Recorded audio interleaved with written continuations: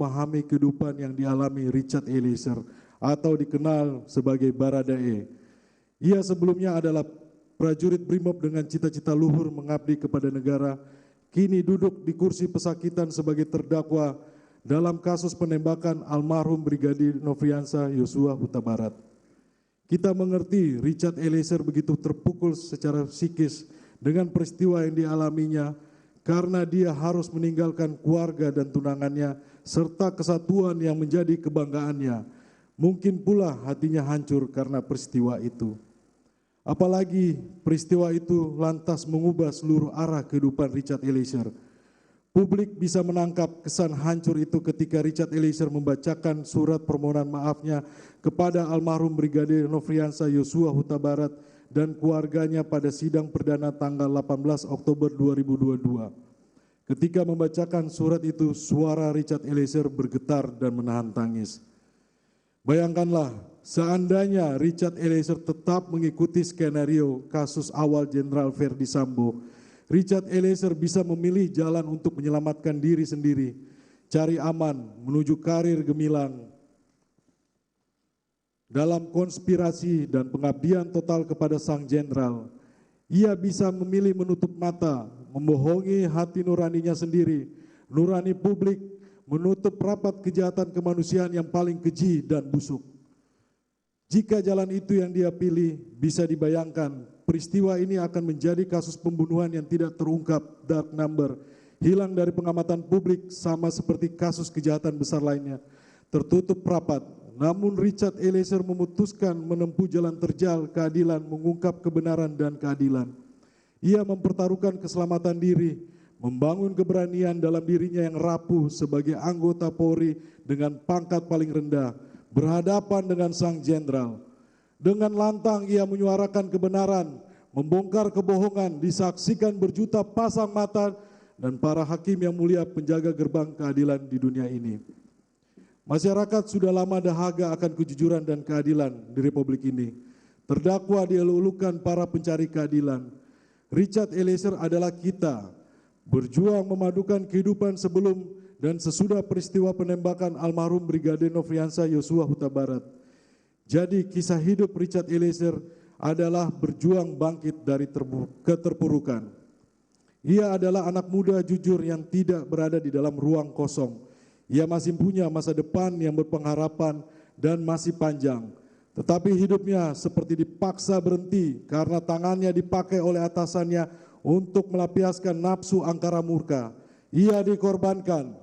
Richard Eliezer ibarat lilin kecil yang tidak ada harganya tetapi menerangi.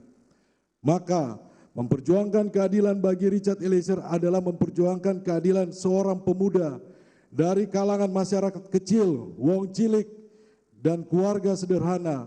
Semoga pengalaman kasus Richard Eliezer akan menumbuhkan semakin banyak orang yang berani berkata jujur dan benar di hadapan hukum demi masa depan Indonesia yang berkeadilan. Richard Eliezer adalah kita, anak muda pencari keadilan.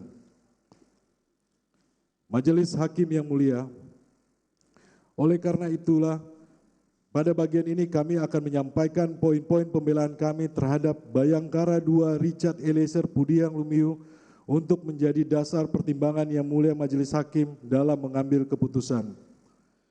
Bab 2, analisa fakta persidangan dianggap dibacakan. A. Skenario di rumah Saguling dianggap dibacakan. A1. Pengamanan 2 senjata api jenis Steyr-Aug laras panjang dan senjata api HS milik korban almarhum Nofriansah Yosua Huta Barat oleh saksi Riki Rizal Wibowo dianggap dibacakan. A2. Perjalanan dan kedatangan luar kota wajib PCR dan isolasi mandiri di rumah Jalan Bangka 11A nomor 7 bukan di rumah Jalan Duren 3 nomor 46 dianggap dibacakan.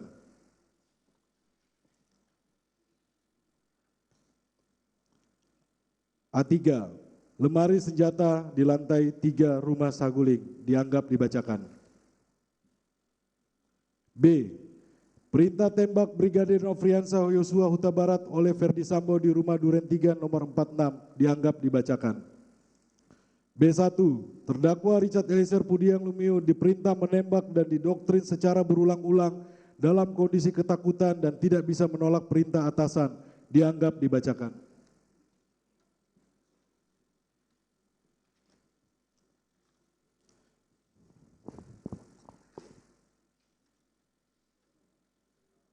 B2. Saksi Ferdi Sambo memberikan kotak amunisi dan memerintahkan mengisi magazin senjata terdakwa serta memerintahkan terdakwa mengambil senjata api HS milik korban almarhum Nofriansah Yosua Huta Barat yang disimpan saksi Riki Rizal Wibowo di rumah di dashboard mobil XLM, dianggap dibacakan. B3. Perintah menembak korban Nofriansah Yosua Huta Barat dan diakhiri dengan tembakan mematikan oleh si pemberi perintah saksi Ferdi Sambo kepada korban Nofriansah Yosua Huta Barat, dianggap dibacakan.